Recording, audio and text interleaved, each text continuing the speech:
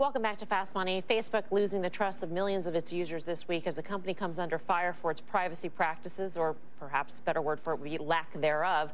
Now CEO Mark Zuckerberg did finally break his silence this afternoon, saying he made mistakes and vowed to protect user data. But the scandal does bring to light questions about how safe your information is online and whether big tech companies need to adapt to new types of technology, like maybe blockchain. So will Facebook's pain be blockchain's gain? For more, let's bring in RBC analyst Mitch Steves. Mitch, great to have you with us.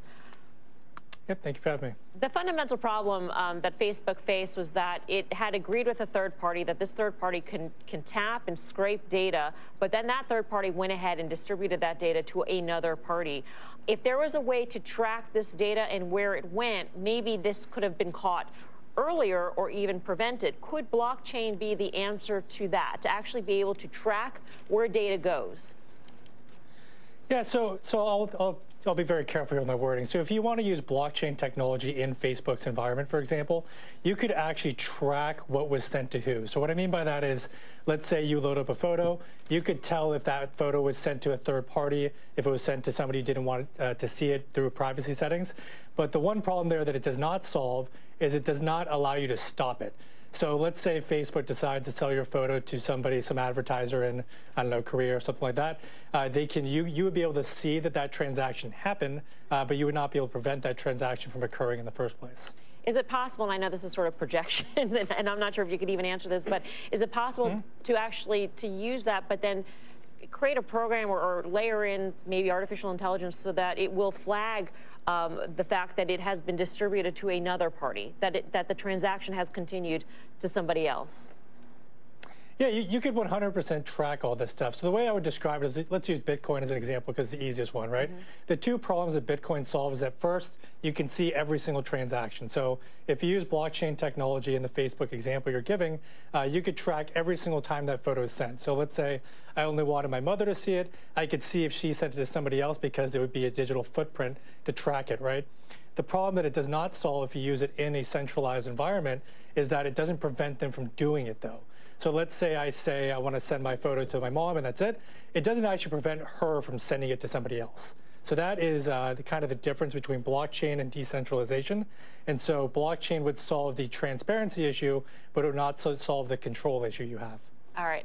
The last time we spoke, you said that you thought that a lot of these companies could actually face perhaps being disintermediated or having their business models challenged because of this notion that, we're moving to a decentralized world. There's a Bloomberg report today that Google is working on blockchain-related technology to support its cloud business. Do you think that we're going to be getting more and more of these headlines? And do you think that these companies, that this is sort of a project, or that this is a meaningful, possible business opportunity for them, that's the way they regard it, at least? Yeah, so I think they're looking into the space because they want to decide how they're going to attack it, right? Because basically what Google is doing, if you read the press release closely or the article, it doesn't say they're trying to create a decentralized distributed ledger. It just says a distributed ledger, which at the end of the day is just distributed computing. So what they're doing is trying to find a way to increase transparency. So if I give you information, I know exactly who it was sent to. But if we create a decentralized social network or a decentralized storage device, for example, then the user would actually have control of who sees the data. So I think that's where we're going long term. But yes, I think using blockchain in terms of a centralized environment gives you transparency, but it doesn't give the user control over who gets to see their information, who doesn't.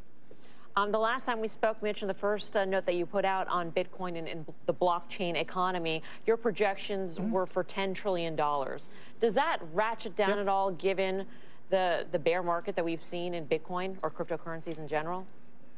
No, I don't think it ratchets down at all. In fact, I kind of get a good idea of who understands the space based on the kind of declines, right? Because if somebody invested in Ethereum at the beginning of last year, let's say the price is $275 today and cut it in half, you still would have gotten a bigger return than investing in the S&P 500 since 1978.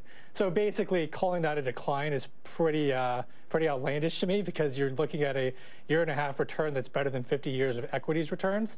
But if we look at this over the next several years, there's still going to be a lot more development that needs to come. So, for example, using blockchain in a centralized environment is kind of the first step, but it's going to take another 2, 3, 4, 5, 6, maybe even more years before we see a decentralized environment where in the future, somebody like yourself no longer has to give their photos to Facebook or to a central entity.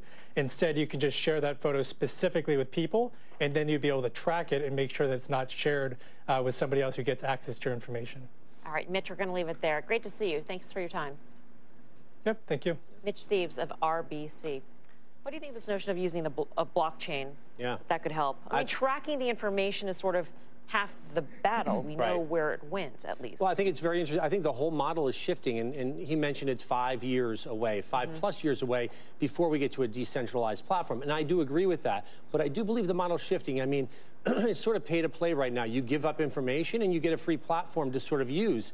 Now people are recognizing the value of the content that they're putting on the platform or information they're putting on the platform and are looking at it from the standpoint of I deserve to be, you know, sort of paid for that, if you will, instead of the advertising revenue going right back to the company. So I think there's a shift here that is really important to pay attention to. I think it's interesting to see the companies that are embracing blockchain, because you don't think about it as these big conglomerate companies. When you look at Intel, first of all, IBM. Watson was supposed to move the needle on IBM, and it's never probably going to move the needle. But when you look at blockchain, maybe that has the ability to everything in conjunction with AI and everything else that they're working on. Maybe that moves the needle. But what was the most interesting on that list was Intel, up 11% year to date. Internet of Things, connected home, connected everything. And then when you throw in there the blockchain kicker, the chart looks good as well. So Intel looks pretty interesting.